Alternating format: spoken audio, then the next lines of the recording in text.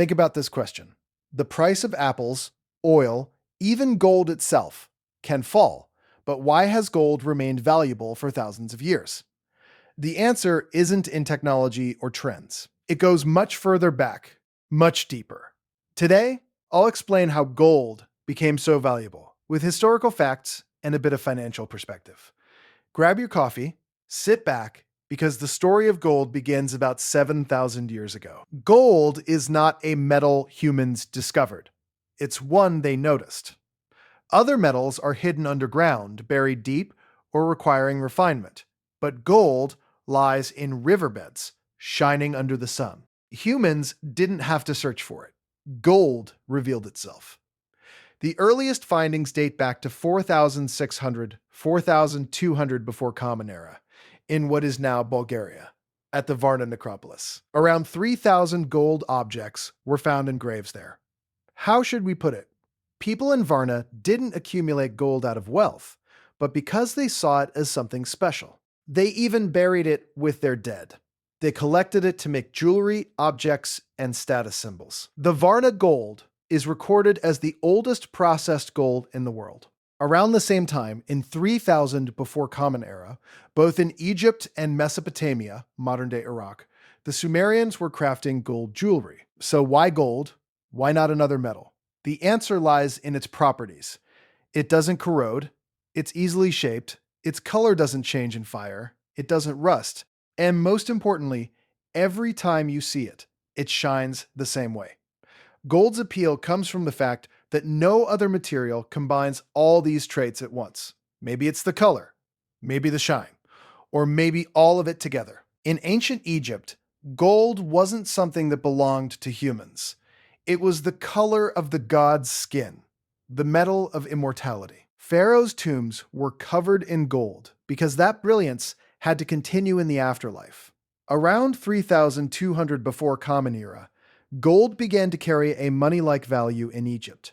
Standard weight bars were used in trade. But gold truly became money around 550 before Common Era, in Anatolia, modern-day Western Turkey. The Kingdom of Lydia, King Croesus minted the first coins in history. These were made of electrum, a mix of gold and silver. Each coin had the same weight, stamped with an official seal, and accepted everywhere. In other words, money was born, right on Anatolian lands. Now, a merchant didn't have to carry heavy goods to trade.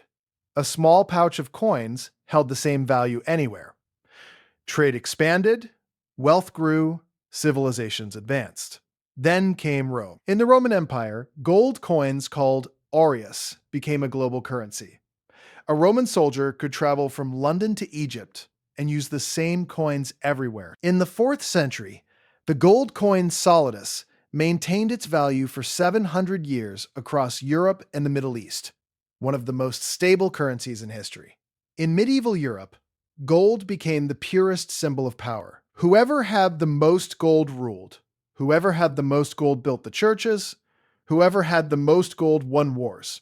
Europe's great cathedrals were decorated with gold mosaics and gold-framed icons. Churches measured their wealth in gold objects.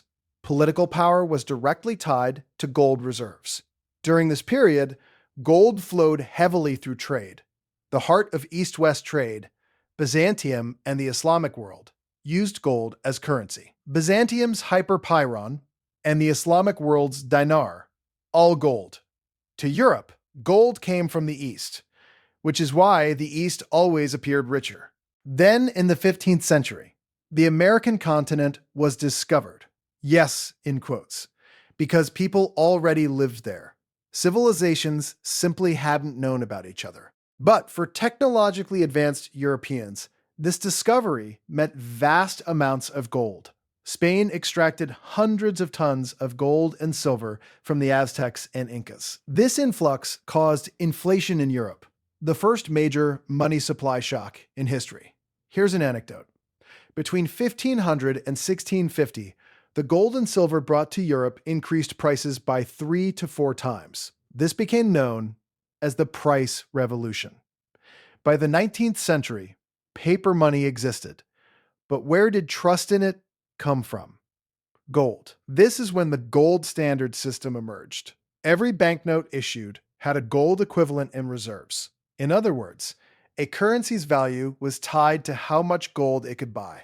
From 1871 to 1914, nearly all major economies adopted the gold standard. These 43 years became one of the most stable periods in trade history. Exchange rate risks were minimal. Inflation was low. When World War I began, things changed. War requires money, ideally unlimited money, and the gold standard doesn't allow unlimited printing. Countries began abandoning the system and printing money to fund the war. The system cracked after World War II in 1944. One of history's most important agreements was signed, Bretton Woods. 44 countries met in New Hampshire, USA. The decision: all currencies would be tied to the dollar, and the dollar would be tied to gold. 1 ounce of gold equals $35. Fixed. Unchanging. This system was only possible because the US held about 70% of the world's gold reserves. In this system, the US dominated the global economy because the dollar was the only currency directly tied to gold. On August 15th, 1971, US President Richard Nixon made a statement that shook the global economy. The United States will no longer convert dollars into gold. This became known as the Nixon shock. Why did it happen? In the 1960s, due to the Vietnam War and expanding social spending, the US began printing more money, more than its gold reserves could support. Countries like France started exchanging their dollars for gold. US reserves were shrinking. Nixon put a stop to it. And just like that, a 5,000-year link between gold and money was officially broken. The world entered the era of fiat money, currency backed not by physical assets, but by government trust. So what happened to gold? It was freed, and its price soared from $35 per ounce in 1971 to $850 in 1980, a 2,000% increase in a decade. Now, here's the interesting part. The gold standard is gone. Money is no longer tied to gold. So why do central banks still store tons of it? The answer: trust. Gold doesn't lose value because of a political decision. It can't be sanctioned. It can't be erased. It's not digital. It's not controlled by another country. As of December 2024, global central banks hold 37,775 tons of gold. That's about 17% of all gold ever mined, approximately 216,000 tons. And here's a striking detail. The World Bank suggests central banks hold no more than 22% of their reserves in gold. Yet many exceed this. Why? Because gold carries no counterparty risk. A government bond can lose value. A currency can face sanctions. But gold just sits in the vault. In recent years, demand has surged. Central banks bought 1,082 tons in 2022, 1,051 tons in 2023, and 1,045 tons in 2024. 3 consecutive years above 1,000 tons. This trend accelerated after the Russia-Ukraine war, as countries sought to move away from the dollar and toward a safer asset. Now we arrive at the core question: why is gold valuable? First, it doesn't rust or decay. A 3,000-year-old gold coin still shines today. You can see them in museums. Second, its supply is limited. All the gold ever mined is about 216,000 tons, roughly enough to fill 3 Olympic swimming pools. Annual production is only 3,500 tons. You can't print gold like money. Third, it's universal. No civilization in history has considered gold worthless. From Egypt to Lydia, China to the Aztecs, everyone valued it. Fourth, it's divisible and portable. 1 gram, 1 ounce, 1 kilogram. Easy to trade at any scale. And fifth, perhaps most important, gold rises when trust collapses. Throughout history, it has been the ultimate safe haven. Why did a person in Varna bury gold with the dead in 4,600 before Common Era? Because it was permanent. It didn't decay, it was beautiful, it shined. And it meant the same thing to everyone. Why does a central banker today buy gold? For the same reasons. It's permanent, it doesn't decay, it's reliable, and it still means the same thing to everyone. 7,000 years have passed. Technology, states, empires, and monetary systems have come and gone. Gold has remained. And that tells us something important about economics.